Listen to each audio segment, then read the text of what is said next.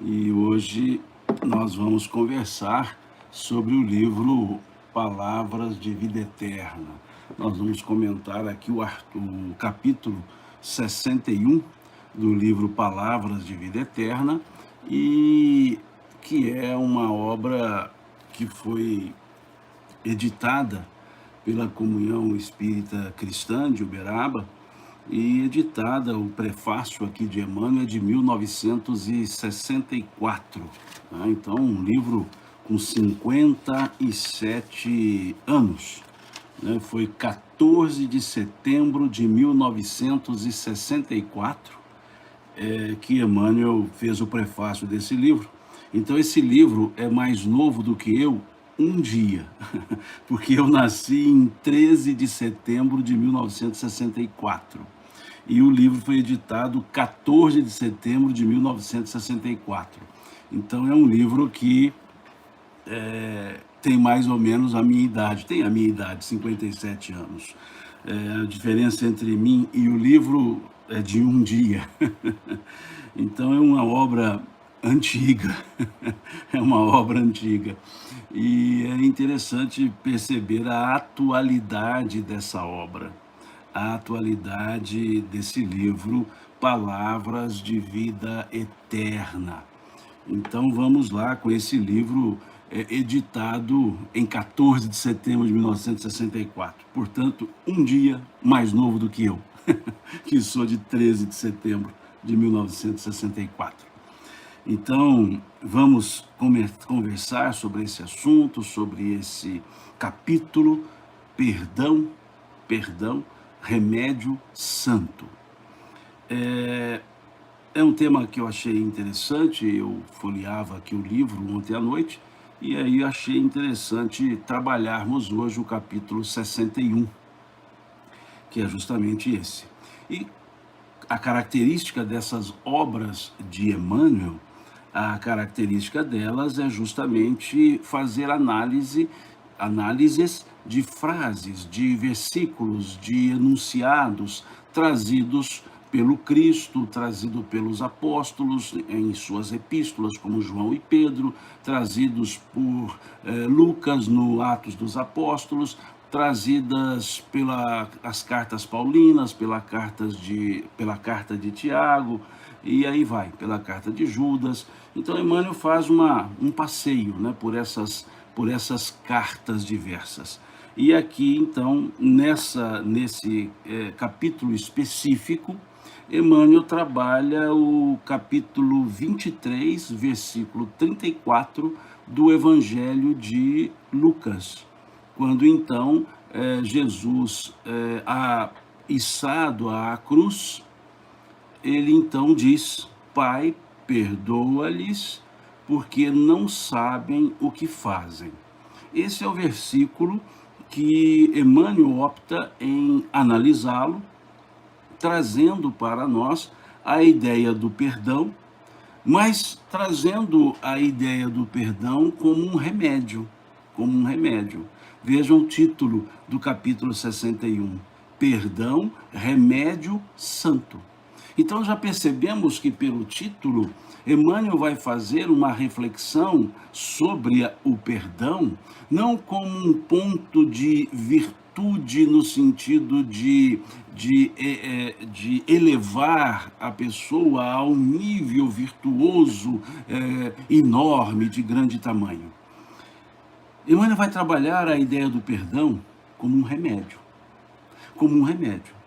E remédio se toma quando se traz uma doença. Então, de certa forma, o que Emmanuel vai nos trazer é que o perdão, ele estaria no campo de um remédio para uma alma doente. E a pergunta seria, qual alma? De que alma Emmanuel falaria ou falou a respeito aqui? Então nós veremos que é um capítulo muito reflexivo, no sentido de reflexão e no sentido de reflexo para nós mesmos. Então é nessa lógica que Emmanuel vai trabalhar, e dizendo, como a sua forma muito característica, ele trabalha sempre com analogias. Então, fazendo analogia, Emmanuel vai começar dizendo: toda vez que a moléstia te ameaça, recorres necessariamente aos remédios que te liberem da apreensão. Aqui ele está se referindo a moléstias físicas. Todas as vezes que passamos por doenças, nós buscamos remédios. Então ele diz: agentes calmantes para a dor.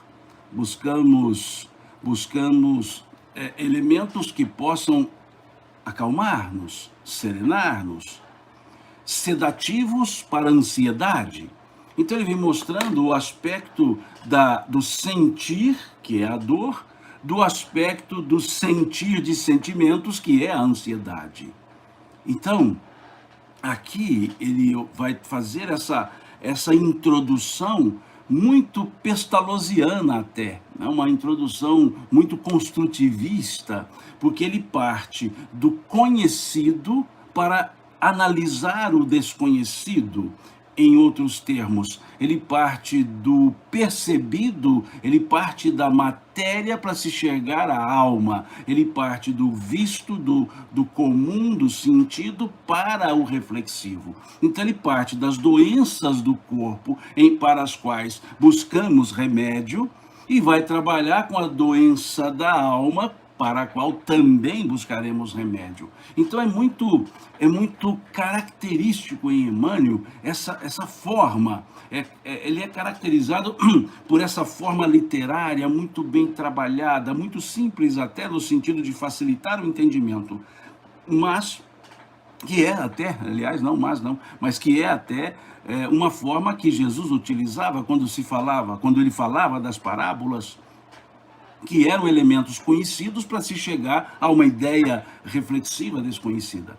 Então, Emmanuel parte nesses 3 primeiros parágrafos, chamando a atenção, e faz uma conclusão dessa introdução, dizendo: em suma, à face de qualquer embaraço físico, procuras reabilitar as funções do órgão lesado. Vejam que interessante, é algo que muito me chama a atenção. Emmanuel, ele vai mineiramente, a gente diz mineiramente, comendo pelas beiradas, né? Porque vai comendo a parte mais fria primeiro, vai esfriando, comendo pelas beiradas. Aqui em Minas nós dizemos comer pelas beiradas, aqui em Minas nós dizemos rodear o toco, né? Ficar dando voltas. Então Emmanuel faz uma volta didática. Ele cria um cenário que nos dá uma condição de entendimento, claramente entendimento. Estou com dor, busco um remédio. Estou com um órgão lesado, busco tratamento. Ou seja, para uma doença física, busco remédios. Isso ficou claro.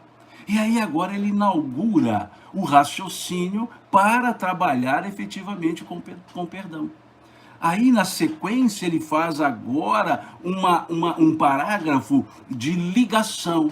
Um parágrafo em que ele liga aquela ideia material muito sabida por todos nós a uma reflexão de cunho, digamos, filosófico-espiritual.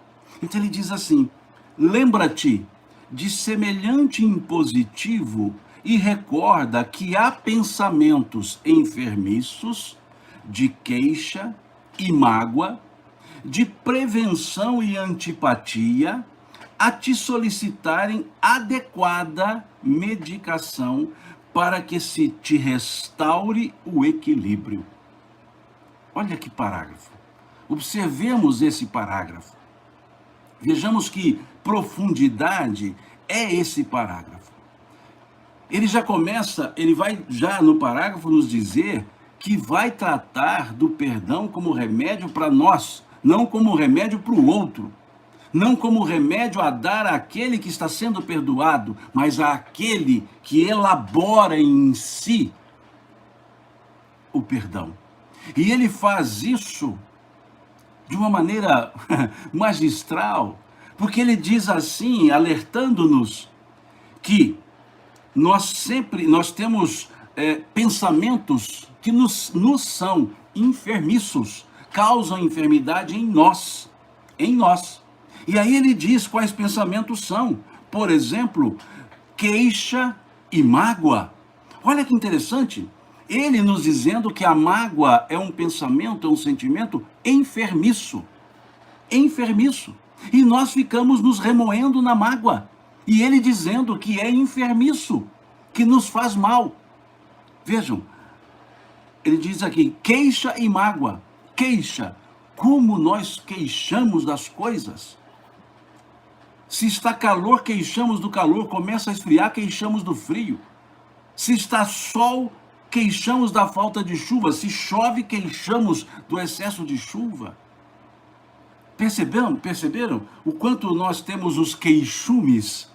O quanto nós somos, numa linguagem que eu sempre digo, que eu aprendi com Lauro Ferreira, um expositor espírita lá do Rio de Janeiro, ele dizia, nós somos pessoas muquerelas, somos pessoas cheias de murmúrio, queixas, reclamações, lamentações, muquerela, murmúrio, queixa, reclamação e lamentação. Ele juntou as primeiras sílabas de cada palavra, a primeira sílaba, melhor dizendo, de cada palavra, e disse-nos muquerela. Nós somos pessoas muquerelas, cheios, né, de murmúria, queixa, reclamação e lamentação. E isso, nos fala Emmanuel, é pensamento enfermiço. Então, queixumes nos causam enfermidades. A mágoa nos causa enfermidades. E ele diz, pensamentos enfermiços de prevenção e antipatia. O que é prevenção? O que é prevenção? É não me abrir para as outras pessoas, é estar ali um pouco recalcitrante ao contato com as pessoas, é me fechar para com as pessoas. Então é que ele diz aqui, prevenção. E antipatia. Antipatia, o antagonista da simpatia. Antipatia, tomamos uma antipatia para as outras pessoas e até dizemos, julgando a responsabilidade para os nossos benfeitores, dizendo, nossos santos não combinam. Os santos sempre combinam. Nós é que talvez não nos combinemos. O meu santo, ou seja, sempre combinará com santos alheios. Pode ser que eu não queira combinar-me com as pessoas outras. Então, vejamos aqui o quanto que Emmanuel vai nos dizer, que trazemos pensamentos enfermiços de queixas, mágoas, prevenções, antipatias. E olha o que eles dizem, a te solicitarem adequada medicação. Olha o que ele diz, a te solicitarem, a solicitarem de nós adequada medicação. Não é só medicação, perceberam? Perceberam a sutileza de Emmanuel?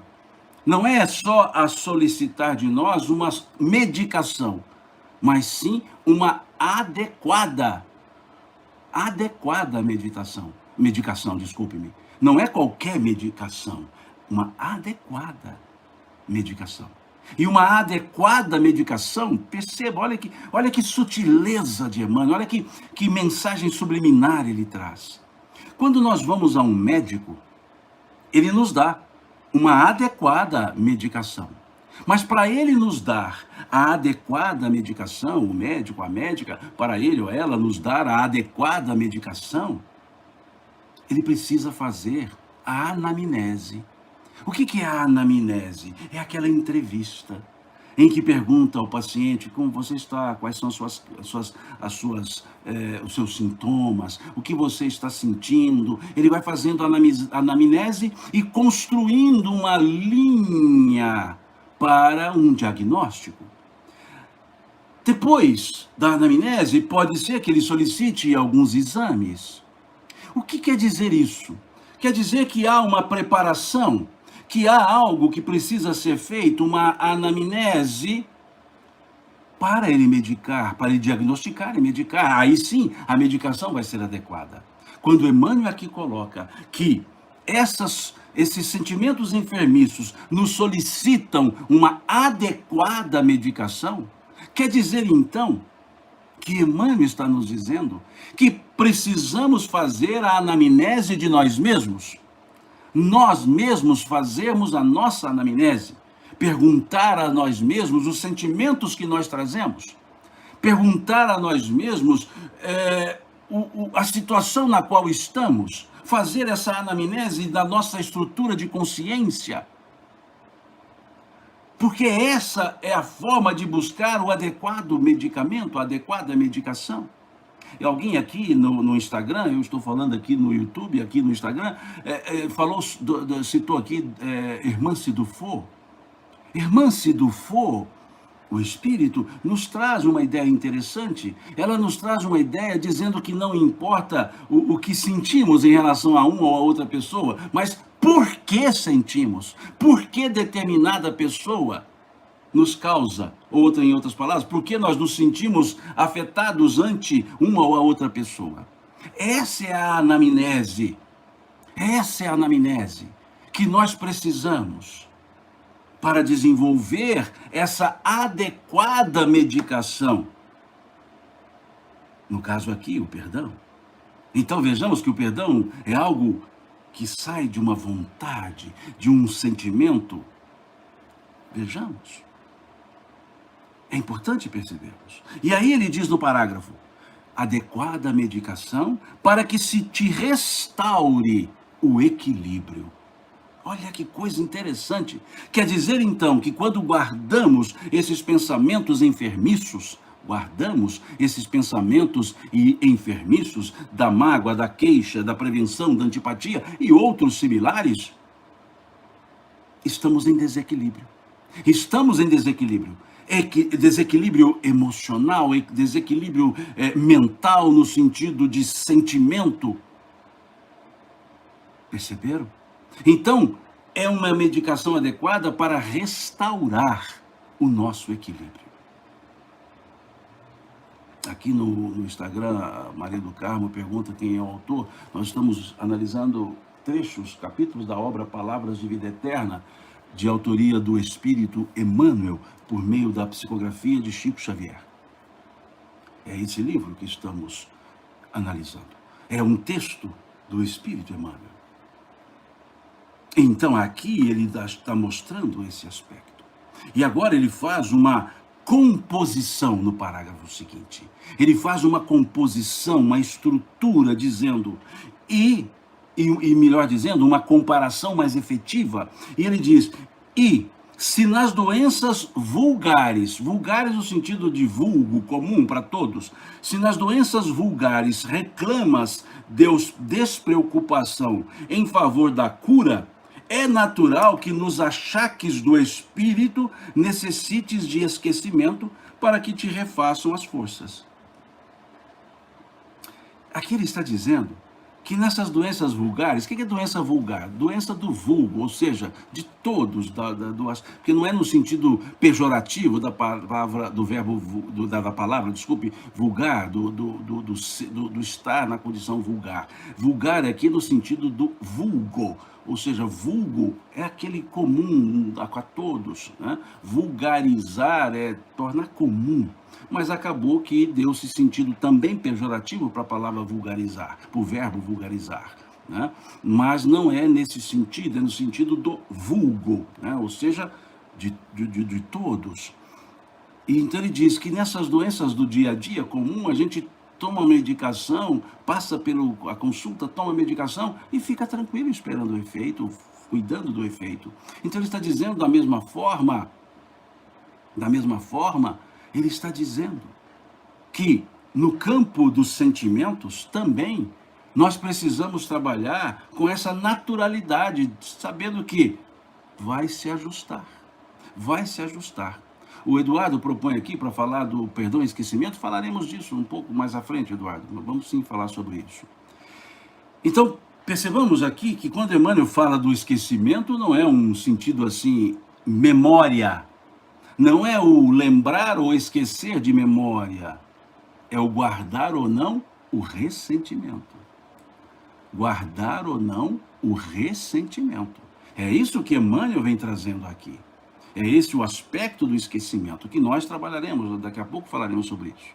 Então aqui vem Emmanuel trabalhando. E agora, já no meio, depois que ele faz todo esse ajuste, que ele abre o texto mostrando o elemento material, depois uma conexão com o raciocínio que ele trabalhará, ele vai dizer: o perdão é, e usa uma partícula conclusiva, o perdão é, pois, remédio santo para a euforia da mente na luta cotidiana. Olha como Emmanuel faz esse parágrafo, como ele elabora esse parágrafo. Ele diz aqui: o perdão é, pois, remédio santo para a euforia da mente na luta cotidiana. Euforia. Euforia da mente. Uma mente eufórica. A euforia é um aspecto de entusiasmo, é um aspecto de bom ânimo.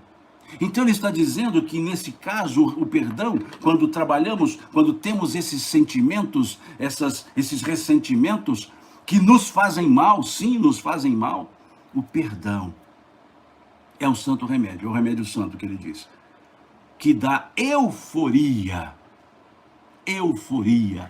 à mente. Só um segundo. Dá euforia à mente.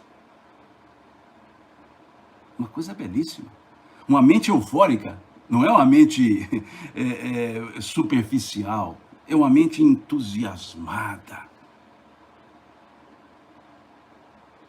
Aqui a Mena está dizendo: Simão, uma mãe perdoar o assassino de seus filhos não é fácil. Ninguém está dizendo que o perdão é fácil. Nem Emmanuel está dizendo isso. Tanto não está dizendo que ele sugere a anamnese. E nós vamos entender depois, Mena, que essa situação vai ocorrer. Vai ocorrer. É algo que se trabalha. O perdão é uma atitude de compreender o semelhante, e aí compreender não significa concordar. Compreender é perceber que foi uma atitude praticada com motivos dele que não significam estejam corretos. Mas é olhar o outro na perspectiva do outro. Esse é o ponto. Essa é uma tarefa difícil, é o que nós chamamos de empatia, genericamente, lógico, não estou fazendo aqui nenhuma forma para isso, nenhuma forma que eu digo filosófica para a ideia da empatia, mas olhar a atitude alheia pela perspectiva alheia não é simples.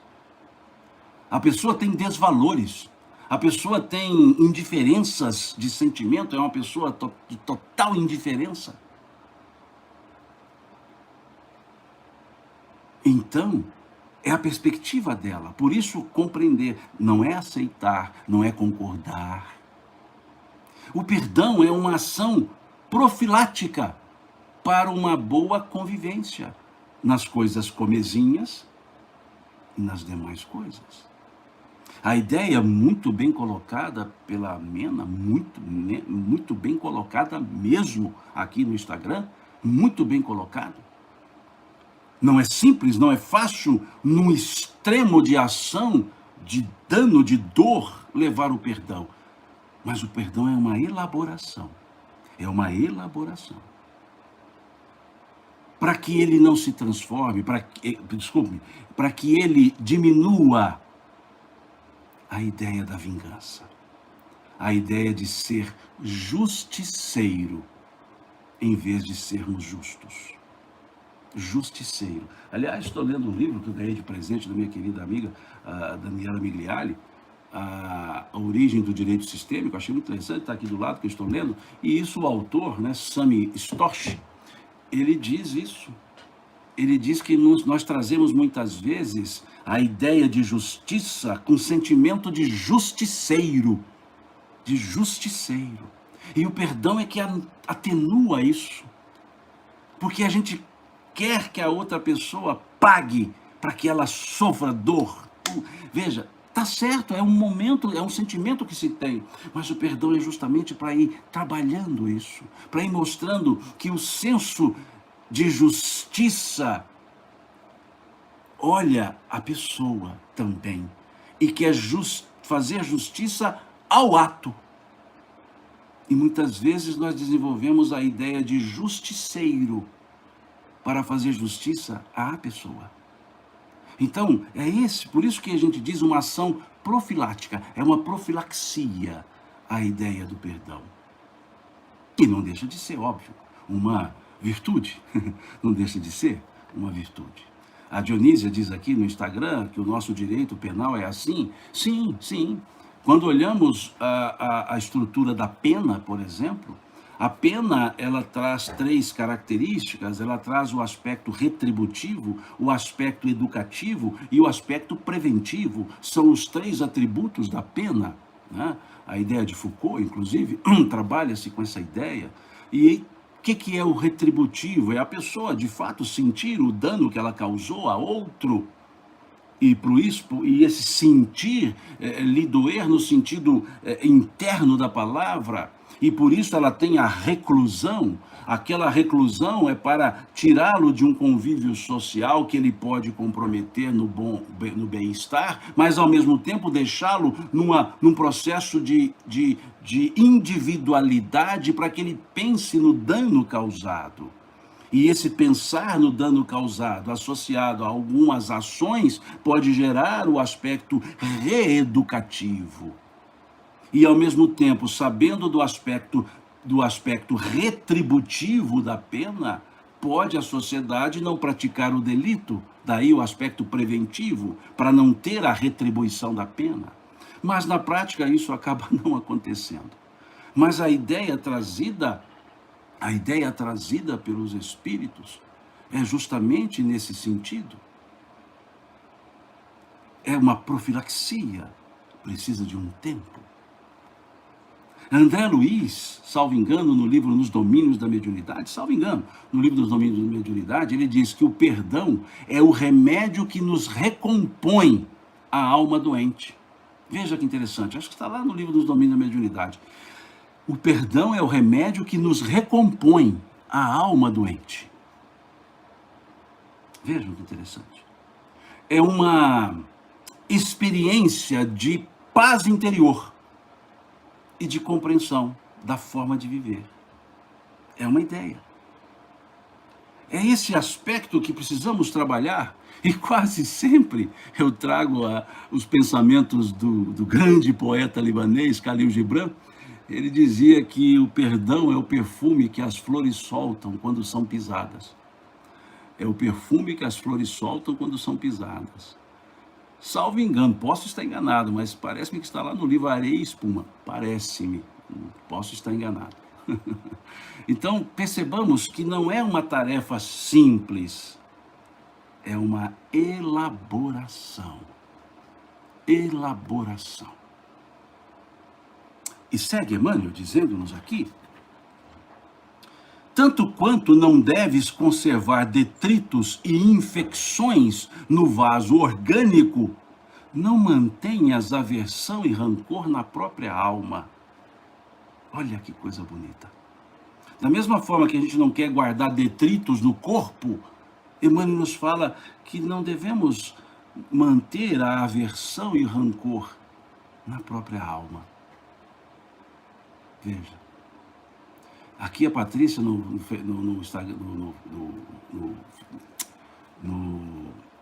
YouTube, ela pergunta onde começa o perdão, se é uma elaboração. Começa nessa tomada, nessa reflexão de consciência, Patrícia.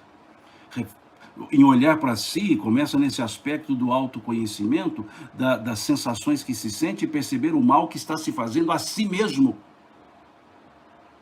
Perceberam? Então aí começa, é a pergunta: por que eu estou assim? Se isso me faz mal, por que guardar isso? Percebeu? Então, o que é elaboração? É uma elaboração.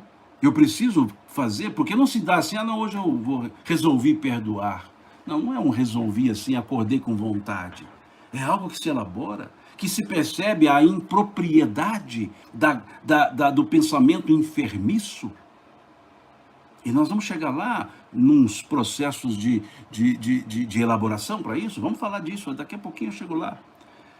Então aqui nesse parágrafo, Nos fala Emmanuel, para que nós manteremos aversão e rancor na nossa alma? André Luiz fala no livro, acho que é nos Domínios da Mediunidade também, ele diz que guardar a ofensa é permanecer nas sombras. Guardar a ofensa é permanecer nas sombras, porque vai nos, desculpa a expressão mais mineira, vai nos carcomendo, vai carcomendo. Então essa é a ideia que Emmanuel traz. E aí vejam agora como ele desenvolve. Perdoa a quantos te aborreçam. Perdoa a quantos te firam. Perdoa a quantos te aborreçam. Perdoa a quantos te firam. Perdoa, olha que interessante agora, olha a elaboração. Perdoa agora, hoje e amanhã, incondicionalmente. Perdoa agora, hoje e amanhã, mostrando que é cotidianamente. Que é cotidianamente. É algo que passa a ser da personalidade.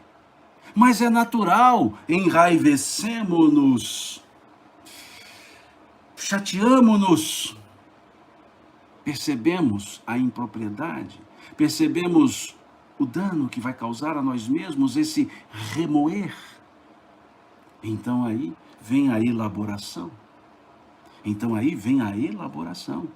Para quê? Ficar remoendo tudo isso. E aí vamos trabalhando.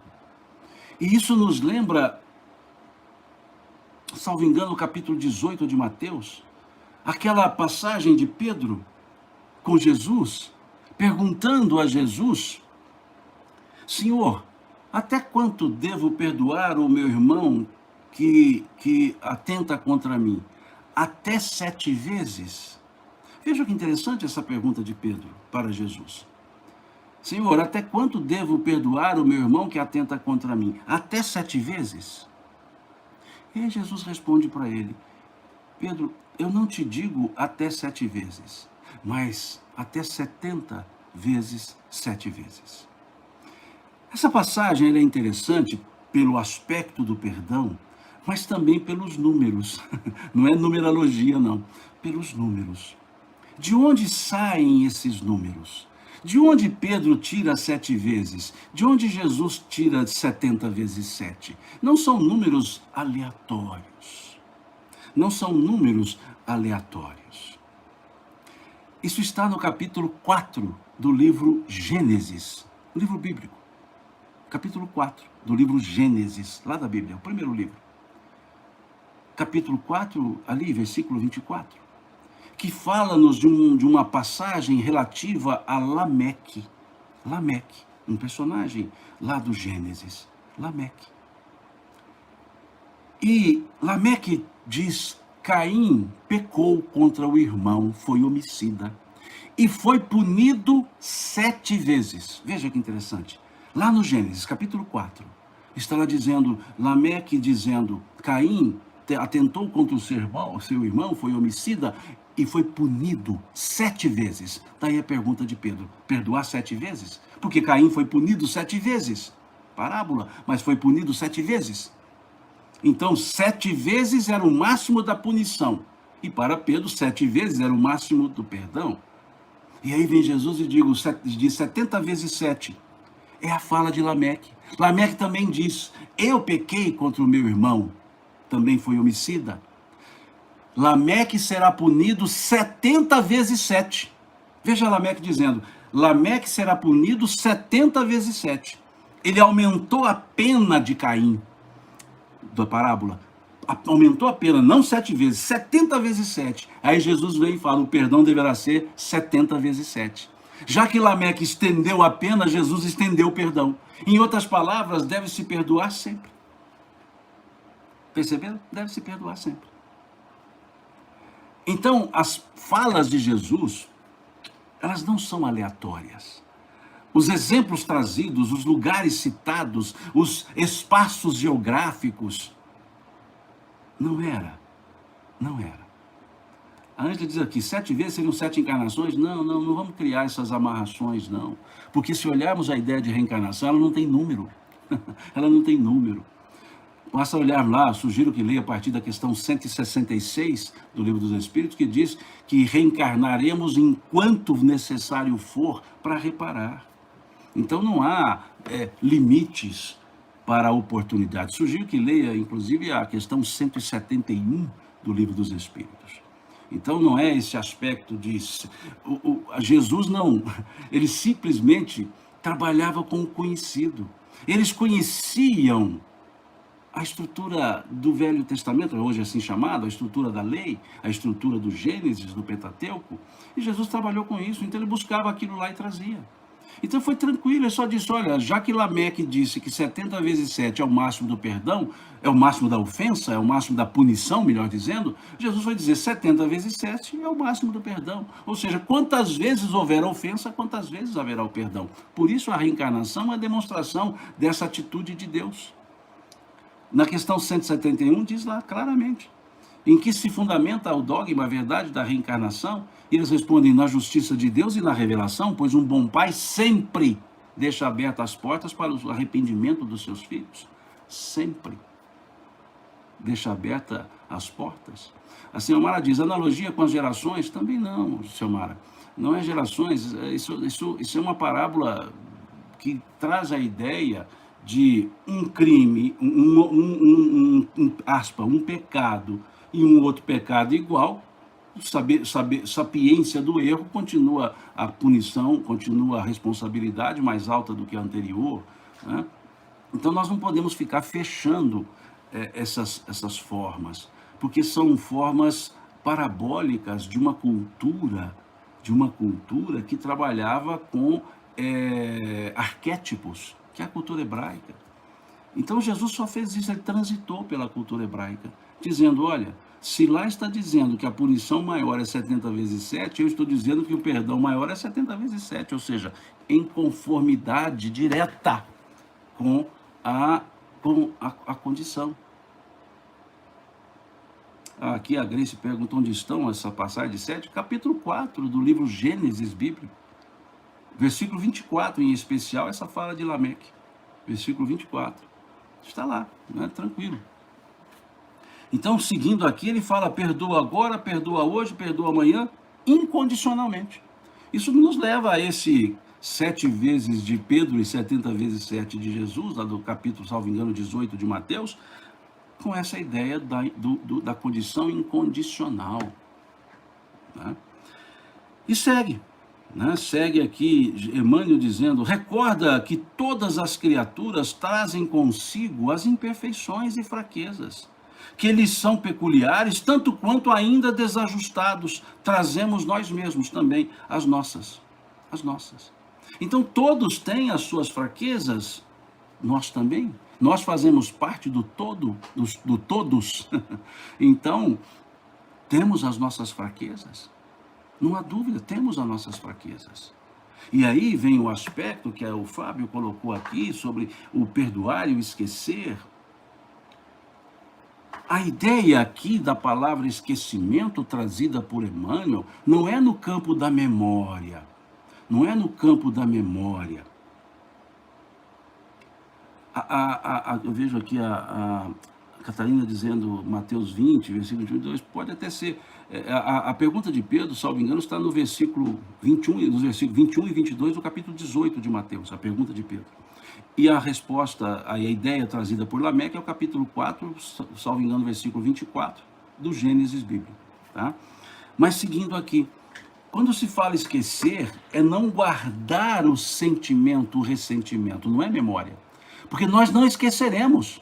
Perdão não é sinônimo de esquecimento, no sentido memória. Não é. Vou dar um exemplo aqui.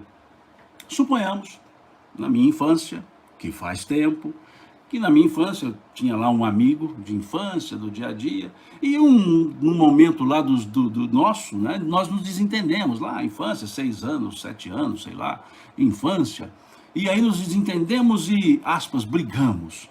E naquela briga, ele me deu um pisão no pé, pisou fortemente no meu pé.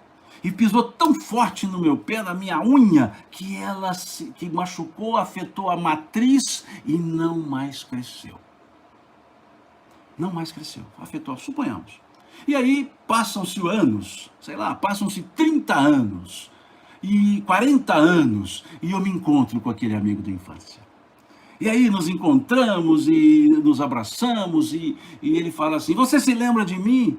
Aí eu olho para o meu pé e falo, claro, como eu vou me esquecer? Graças ao seu pisão é que eu perdi minha unha. E fico rindo com ele. Eu não me esqueci, mas não é ressentimento. Eu não trago o acontecimento de volta. Eu não trago os sentimentos da época de volta. Eu não trago a dor da época de volta.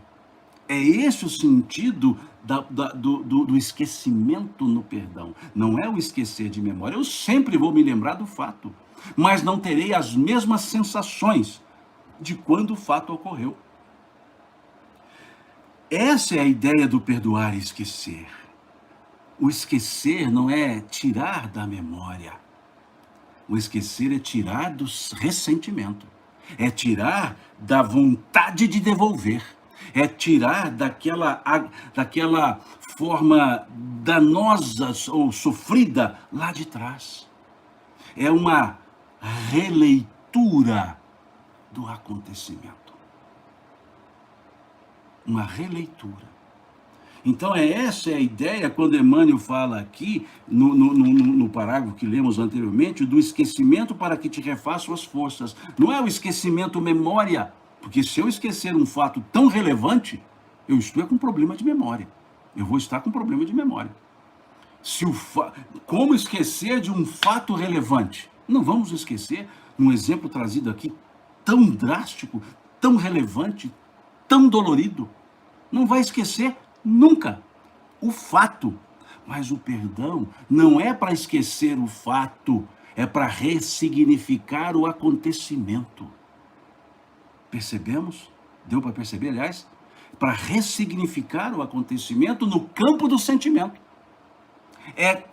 Ao dizer que ressignificou, que fez esse perdão, não quer dizer que isentou a outra pessoa das suas responsabilidades, das responsabilidades pela consequência do ato, não.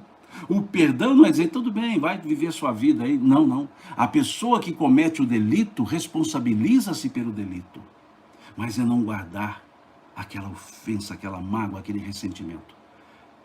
É desejar para que a pessoa se mude, se transforme, se melhore, mas assuma a responsabilidade da consequência gerada pelo ato. Então, percebamos isso. Quando Jesus se encontra, ou melhor, quando trazem a Jesus,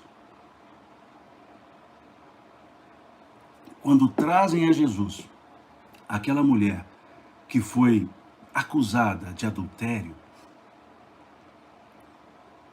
e Jesus diz a ela, vai e não tornes a pecar, ele não estava isentando aquela mulher da responsabilidade dos atos.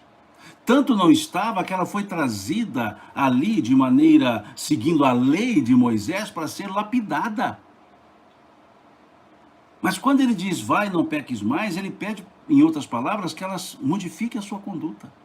Porque ela já havia se responsabilizado pela atitude, tanto que estava ali sendo execrada.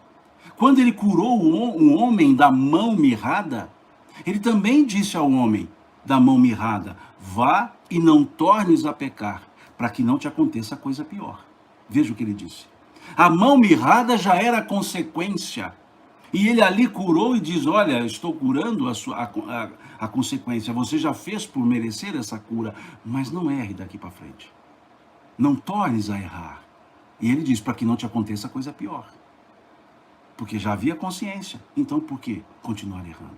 Então, quando se fala do perdão que Jesus demonstrou diversas vezes, ele está dizendo, estamos falando, não de um esquecimento de memória, estamos falando de olhar o futuro, olhar a possibilidade do melhoramento futuro, sem que apague a responsabilidade das consequências geradas. Mas, ao mesmo tempo que se responsabiliza pelas consequências geradas, se reeduque para não cometê-las novamente, os mesmos atos novamente, para não cometer os mesmos atos novamente.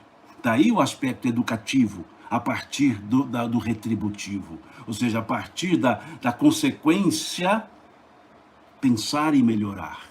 Então era isso que Jesus dizia quando a mulher adúltera ou ao homem da mão mirrada, ele disse: vai, não tornes a errar. Em outras palavras, você está assumindo a responsabilidade, está sendo trabalhada essa responsabilidade com você, mas o importante é você não cometer falhas mais à frente. Então é isso que está sendo colocado. Não tornes a errar. Então há essa diferença que não é o esquecimento de memória, é essa ressignificação do sentimento, da dor. Não quer dizer que apague a tristeza, não. É preciso termos essa consciência. Ao perdoar, não significa que vou esquecer o fato e que vai apagar a tristeza. O perdoar é tirar, é apagar, é mitigar a revolta. É mitigar a mágoa, é mitigar o ressentimento, é mitigar o desejo de justiceiro, ou seja, de ser justiceiro. Mas não quer dizer que tirará a tristeza. No exemplo aqui trazido, não quer dizer que ao perdoar o assassino do filho, a tristeza vai embora. Lógico que não. A saudade, a tristeza continuarão, mas o que se fala é não querer ser justiceiro, é não querer falar agora vai pagar o resto da vida, agora vai fazer... É querer que a pessoa se melhore, que ela sinta o que fez, que ela entenda o que fez, que ela se reeduque e que ela não cometa mais. Pelo contrário, que ela repare, cuidando de outros. É essa a ideia do perdoar. Perceberam? Então, não é aquela ideia, como é que eu posso dizer, ingênua. Não é uma ingenuidade. A tristeza se mantém, a dor fica, mas a ideia de vingança, a ideia de justiceiro, de ser justiceiro, de justiçar, vamos dizer assim, me permitam, a ideia de retribuir, a ideia de remoer, vai diminuindo. Então essa é a ideia. E aí nós podemos trabalhar, né, quando Emmanuel nos fala, é por isso que Jesus, o emissário divino, crucificado pela perseguição gratuita, não tinha imperfeições, perseguição gratuita, que lhes são peculiares, rogou a Deus ante os próprios algozes, Pai, perdoa-lhes, porque não sabem o que faz, não sabem o que faz. Veja como Jesus colocou-se no aspecto empático, na forma de compreender o ambiente do outro. Aqueles estavam dizendo, crucificam quem nu. Não tinham a mínima ideia do que estavam fazendo. Não tinham a mínima noção do que estavam fazendo. E Jesus, vendo isso, disse, perdoe-lhes, porque eles não sabem o que fazem, eles não têm noção do que estão fazendo. E o que tem noção do que está fazendo? A responsabilidade maior, muito maior, que ele vai assumir, vai responsabilizar-se, não há dúvida. Então é preciso, para essa elaboração que nós dissemos no início, essa elaboração, podemos dizer esse exercício para o perdão, é preciso o autoconhecimento como primeiro passo. O autoconhecimento, olhar para si mesmo, perceber os nossos sentimentos, perceber as nossas qualidades, os nossos defeitos, perceber se em circunstâncias semelhantes não praticaríamos o mesmo ato, se em circunstâncias semelhantes de histórico, tá certo? Sempre prevalecerá a vontade de fazer ou não fazer, mas há fatores contributivos. Então, fazer essa autoanálise, esse autoconhecimento, desenvolver esse autoconhecimento, que ao desenvolvermos esse autoconhecimento, nós podemos trabalhar com o auto-perdão, Quantas atitudes nós já fizemos, nós já tomamos, nós já praticamos, que precisaria de ter perdão também? É preciso que observemos esses aspectos em nós mesmos para que desenvolvamos o auto-perdão, porque há pessoas, e muitas, que dizem: eu não me perdoo. Como não me perdoar? Porque se eu quero crescer, se eu quero reeducar-me, se eu quero reparar, eu preciso me perdoar. Eu preciso me perdoar. O Alamir, agora me fugiu o Almir, parece o Alamir, diz aqui, se ficar indiferente à pessoa, né, não seria uma forma de perdoar? Num primeiro ponto, seria um exercício, sim, um exercício, seria. Mas ser indiferente é uma forma até de defesa. É mais uma defesa do que uma ideia de perdoar. Porque a hora que eu me encontrar com uma pessoa, como é que ficará? Se eu apaguei da minha história para dizer, olha, eu tirei essa pessoa da minha vida, então ela não existe mais, e perdoei. Mas a hora que ela voltar, e a hora que eu me encontrar, como é que fica? Então é mais uma defesa do que um exercício. Essa ideia de apagar a pessoa da vida. Não, eu apaguei, essa pessoa não existe mais para mim. Será? E quando voltarmos a conviver? Eu já ouvi isso de mãe dizendo, eu não tenho mais filho, esse filho morreu para mim. Será? E a hora que voltar? E a hora do reencontro? Então, percebamos isso. Não deixa de ser uma tentativa. Não estou desmerecendo isso, pelo contrário. Não deixa de ser uma tentativa, mas é ainda no campo defensivo. Então é preciso que olhemos isso, até para nós mesmos, por essa pergunta até, de observar, será que o apagar a pessoa da minha vida não é uma forma para eu também não analisar a mim mesmo? Um autoconhecimento? Para eu desenvolver esse auto-perdão, para que eu possa ter a força de agir, de refazer? Perceber que o perdão é um instrumento das nossas provas? Aqui Iraide Figueiredo diz, é preciso voltar a conviver? Opa, muito boa pergunta, Iraide. Não é preciso voltar a conviver. Não, eu estou dizendo é que no curso da vida pode ter momentos que nos encontremos novamente. Pode ter. A ideia não é voltar a conviver. Podemos não mais conviver por uma questão até de simbiose energética que não acontecerá mais. Não vai haver uma afinidade de sentimentos. Kardec nos fala isso, melhor dizendo, os Espíritos nos falam isso, capítulo 10, salvo engano, do Evangelho segundo o Espiritismo. Lá no capítulo 12 também. É preciso perceber que quando Jesus disse, amai os vossos inimigos, não é no sentido de ter para com eles a mesma alegria e euforia que se tem com um amigo, não é isso? Quer dizer que não se deve fechar as portas para o arrependimento dele, daquela pessoa. Diz Kardec que a chegada do inimigo não traz a mesma energia que a chegada de um amigo. Aqui a Lâmia diz, né, hoje a gente vai lá e bloqueia e acha que está resolvido. Boa observação, Lâmia. Está lá aquele que comenta as nossas mensagens de maneira diferente do que nós gostaríamos que comentasse, e nós vamos lá e pá, bloqueamos. Mas não resolvemos a situação. A situação não era a pessoa, a situação era eu mesmo. Era eu não gostar do comentário, era eu não gostar que a pessoa não concordava comigo, e eu bloqueio como se agora ela passou a concordar comigo. Então a questão não são as outras pessoas, somos nós. Não, por isso vem um outro aspecto do exercício do perdão, a impessoalidade da ofensa.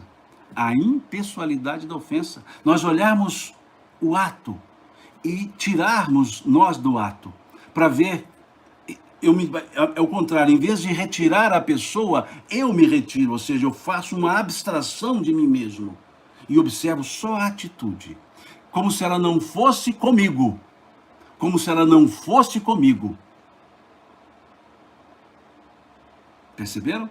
Isso é que é colocar a impessoalidade das ofensas. como se não fosse comigo, e eu olho só o ato. E aí sim, eu consigo ter a dimensão do ato sem o subjetivismo dos meus sentimentos. Por isso a impessoalidade da ofensa. Como se não foi contra mim. Foi o fato, deixa eu olhar o fato. Ok? Em outro aspecto, ver o ofensor, foi o que Jesus disse aqui na frase, o ofensor como o ignorante, aquele que ignora. Não, mas fulano é mal por natureza. Ele faz o mal porque é mal.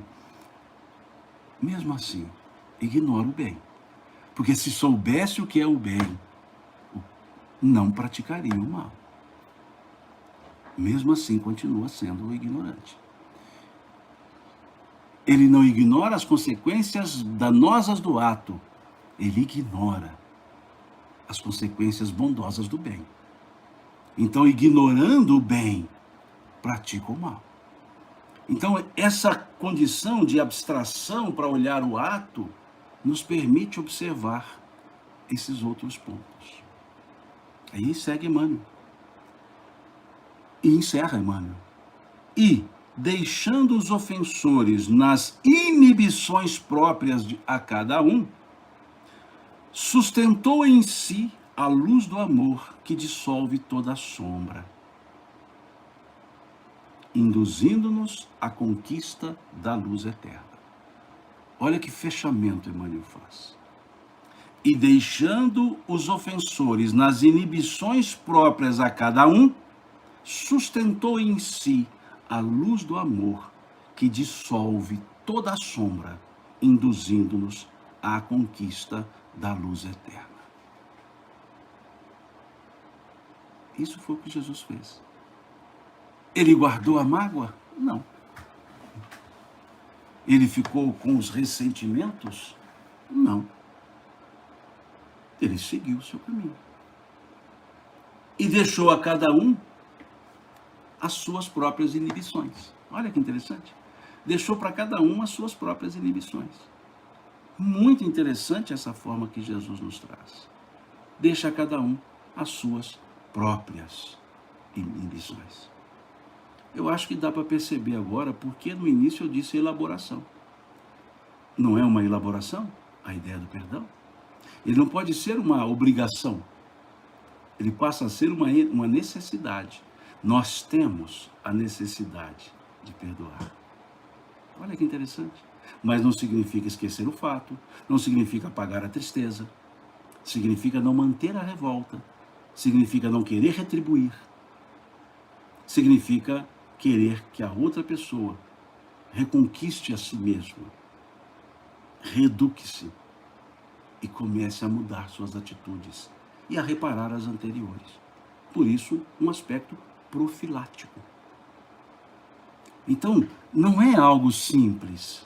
Se fosse simples, não teríamos tantas vinganças nesse mundo. Não teríamos tantas incompreensões nesse mundo. Não se pode dizer que é algo que se faça num estalar de dedos. É uma tomada de consciência. É o cair em si. É o cair em si. Lá, daquela parábola do filho pródigo. Cair em si.